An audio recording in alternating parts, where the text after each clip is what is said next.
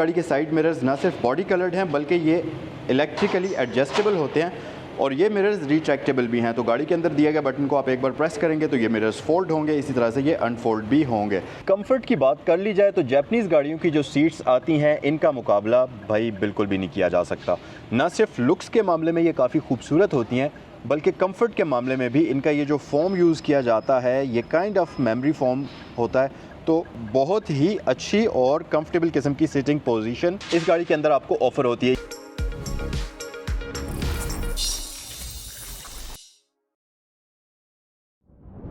पाकिस्तान के अंदर जब भी आप इंपोर्टेड गाड़ी ख़रीदते हैं तो आपने ये चीज़ ज़रूर सुनी होगी कि वो गाड़ी अपने मौजूदा जो साल चल रहा होता है उससे 2-3 साल पुरानी होती है।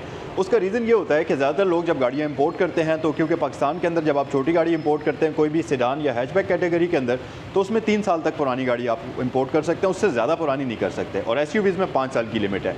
तो लोग कोशिश करते हैं मैक्सिमम जो पुरानी गाड़ी इंपोर्ट कर सकें, उसमें मार्जिन का प्रॉफिट का क्वेश्चन बढ़ जाता है।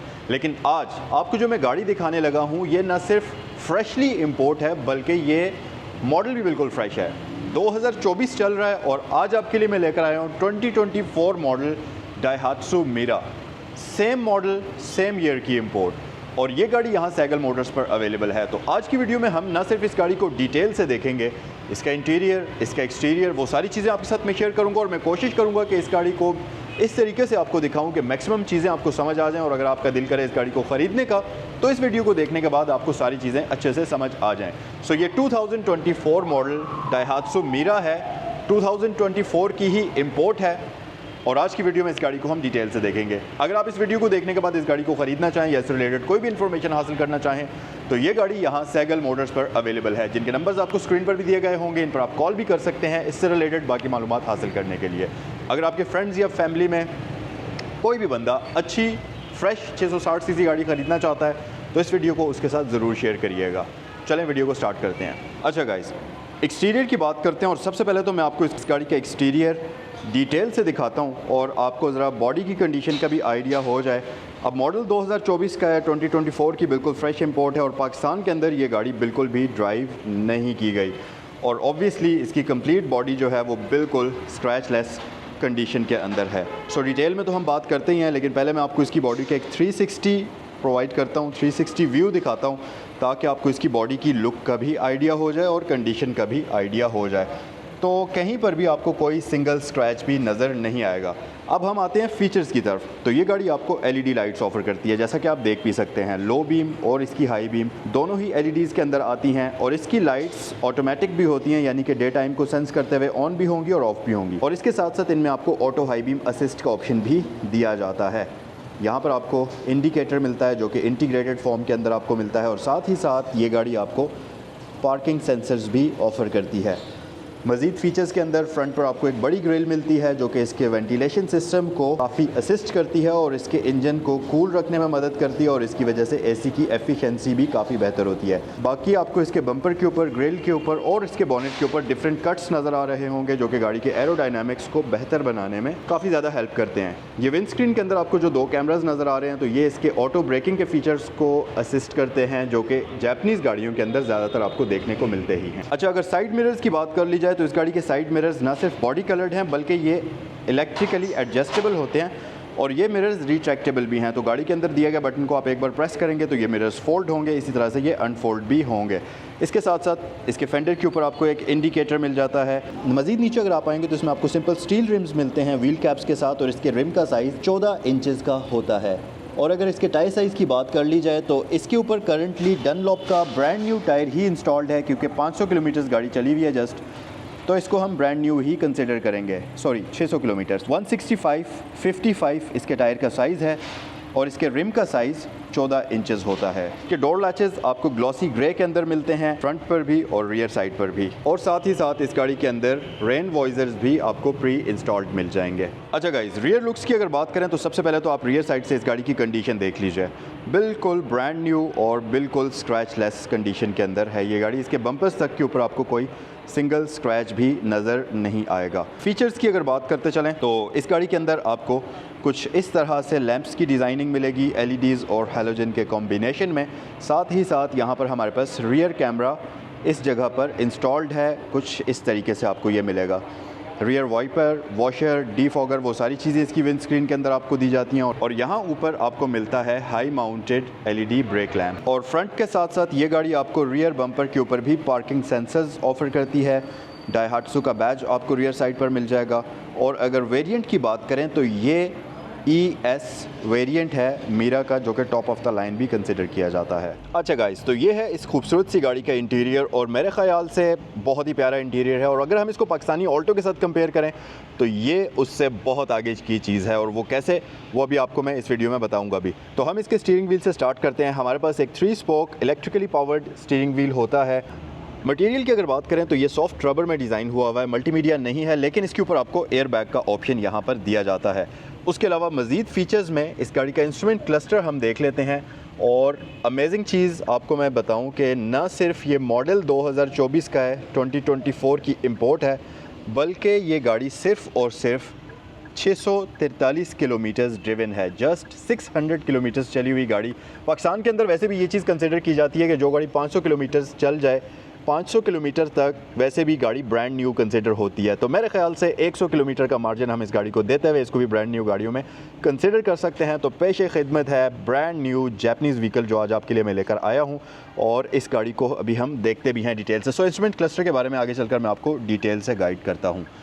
यहाँ पर हमारे पास एयर वेंट आ जाता है सर्कुलर शेप में, जिसको आप इस तरीके से ओपन और क्लोज़ करेंगे, और इसको जब आप ओपन करेंगे तो आपको फील होगा कि वाकई ये गाड़ी ब्रांड न्यू है। नीचे आपके पास यहाँ पर एक कप होल्डर आ जाता है, और इसके साथ साथ कुछ मज़ीद ऑप्शंस यहाँ हमारे पास शो होते हैं। अब क्योंकि ये जैपनीज़ गाड़ी है तो इसमें आपको पार्किंग सेंसर्स भी मिलेंगे, जिनको आप यहाँ से ऑन या ऑफ़ कर सकते हैं। एंटी कोलिजन सिस्टम भी मिलेगा, ऑटो हाई बीम असिस्ट भी मिलेगी, जिसमें गाड़ी सामने से आने वाली ट्रैफिक को डिटेक्ट करेगी और इसकी हाई बीम ऑटोमेटिकली ऑफ हो जाएंगी, और जब गाड़ी गुजर जाएगी तो ये दोबारा से ऑन भी हो जाएगी। ट्रैक्शन कंट्रोल आता है। मीरा अपनी फ्यूल एवरेज की वजह से मशहूर है, और पूरे पाकिस्तान में इस गाड़ी को लोग सिर्फ इसी वजह से पसंद करते हैं कि ये गाड़ी बहुत ही अच्छी फ्यूल एवरेज देती है। अब ये क्या फ्यूल एवरेज देती है, तो कंपनी के क्लेम के मुताबिक डाइहाट्सू मीरा जो है वो कई केसेस में 1 लीटर में 36 से 37 kilometres to a litre fuel average देने की सलाहियत रखती है। अब वैसे तो ये 660 सीसी गाड़ी है, लेकिन 37 किलोमीटर्स ये इसीलिए दे रही है कि 660 सीसी गाड़ी होने के साथ साथ इसके अंदर आपको इको आइडल का ऑप्शन भी दिया जाता है। तो डिफरेंट केस में अगर आप पार्क करते हैं, गाड़ी को स्टॉप करते हैं, तो ये इंजन ऑफ कर देती है। इसके साथ साथ हेडलाइट्स की एडजस्टमेंट भी आपके पास मौजूद है। मज़ीद फ़ीचर्स में हमारे पास डैशबोर्ड 2 टोन कलर कॉम्बिनेशन में डिज़ाइन हुआ है, जिसको आप देख भी सकते हैं। सेंटर में 2 एयर वेंट्स आपको दिए जाते हैं, और टोटल इसके डैशबोर्ड पर फ्रंट साइड पर आपको 4 अदद एयर वेंट्स मिलते हैं, 2 सेंटर में, एक ड्राइवर के लिए और एक फ्रंट पैसेंजर के लिए। और इसके साथ साथ इंटरटेनमेंट यूनिट हमारे पास मौजूद है। नीचे आपके पास अच्छी खासी प्रैक्टिकल स्टोरेज स्पेस है, ग्लव बॉक्स भी यहाँ पर हमारे पास आता है। तो स्टोरेज के लिहाज से भी ये एक बड़ी ही प्रैक्टिकल किस्म की व्हीकल है। सेंटर में हैज़र्ड लाइट स्विच आपको मिलता है, और इसके अंदर आपको लाइट ग्लो होती हुई भी नज़र आएगी। इसके साथ साथ ये गाड़ी यूज़ करती है CVT ऑटोमेटिक ट्रांसमिशन, जो कि न सिर्फ स्मूथ होती है बल्कि फ्यूल एवरेज के मामले में भी ये ट्रांसमिशन सबसे ज़्यादा एफिशिएंट समझी जाती है। तो इसमें आपको RND, S और ब्रेक मोड का ऑप्शन यहाँ पर दिया जाता है। हीटर और AC दोनों चीज़ें इस गाड़ी के अंदर आपको दी जाती हैं। मैनुअल हैं, लेकिन ये दोनों ऑप्शन इस गाड़ी के अंदर मौजूद हैं।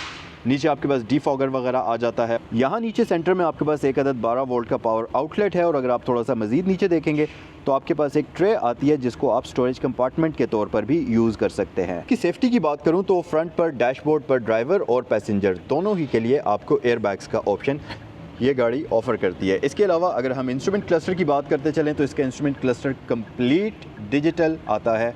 कोई भी एनालॉग मीटर आपको इसमें नहीं मिलता, लेकिन डिजिटल होने के साथ साथ यहाँ पर तमाम ज़रूरी इन्फॉर्मेशन मौजूद है। डिजिटल स्पीड मीटर मिलता है, गियर पोजीशन, ये आपके पास हैंड ब्रेक की लाइट आ जाती है, और इसके साथ साथ MI डिस्प्ले के अंदर आपको सबसे ऊपर फ्यूल इंडिकेटर डिजिटल मिलता है। यहाँ गियर पोजीशन इंडिकेटर है, ये आपको यहाँ पर ऑफ़र करती है आउटसाइड टेम्परेचर। डोर्स ओपन हैं तो उसकी इन्फॉर्मेशन, और जो भी दरवाज़ा खुला होगा ये लाइव आपको बताएगी। जैसा कि मैं ड्राइवर डोर क्लोज़ करता हूँ तो ये आप देखें वो वहाँ से वार्निंग जा चुकी है। उसके अलावा नीचे आपके पास टाइम है, माइलेज, वो सारी चीज़ें आपको यहाँ पर ये गाड़ी शो करती है। और इसके इंस्ट्रूमेंट क्लस्टर की लुक बहुत ही खूबसूरत है। ये जो ब्लू कलर का इंडिकेशन लाइट यहाँ पर ऑन होती है, ये काफ़ी खूबसूरत लुक इसको प्रोवाइड करती है। कंफर्ट की बात कर ली जाए तो जैपनीज़ गाड़ियों की जो सीट्स आती हैं, इनका मुकाबला भाई बिल्कुल भी नहीं किया जा सकता।